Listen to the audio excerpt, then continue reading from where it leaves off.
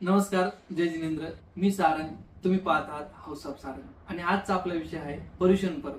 पर्युषण पर्व हा जैन समाजात साजरा केला जाणारा अत्यंत महत्वाचा असा सण आहे, ज्याला पर्वराज आणि महापर्व असे समजले जाते. जैन संप्रदायातील श्वेतांबर आणि दिगंबर या दोन्ही संप्रदायात हा सण साजरा केला जातो. श्वेतांबर संप्रदायात 8 दिवस तर दिगंबर संप्रदायात 10 दिवस हा सण साजरा केला जातो. या सणाच्या काळामध्ये आत्मशुद्धी, आत्मपरीक्षण आणि क्षमा मागण्याचा काळ हा समजला जातो. या काळामध्ये जैन संप्रदायातील लोक सत्य, अहिंसा, अस्तेय, अपरिग्रह आणि ब्रह्मचर्य या पंचमहाव्रताचे पालन करतात. तसेच या काळात पूजा, उपास, व्रत आदी केले जातात.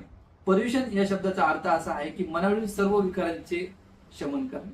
काम, क्रोध, लोभ, वैमनस्य या सर्व विकारापासून स्वतःला दूर राहून स्वतःला शांती प्रदान करणे. या व्रताच्या माध्यमातून साधकाने आध्यात्मिक शांती प्रदान व्हावी असा हा त्यांचा उद्देश आहे. तत्वार्थ सूत्र या जैन ग्रंथानुसार याच्या दोन संकल्पना मांडल्या गेलेल्या आहेत. एक आहे व्यवहार आणि दुसरी आहे निश्चय.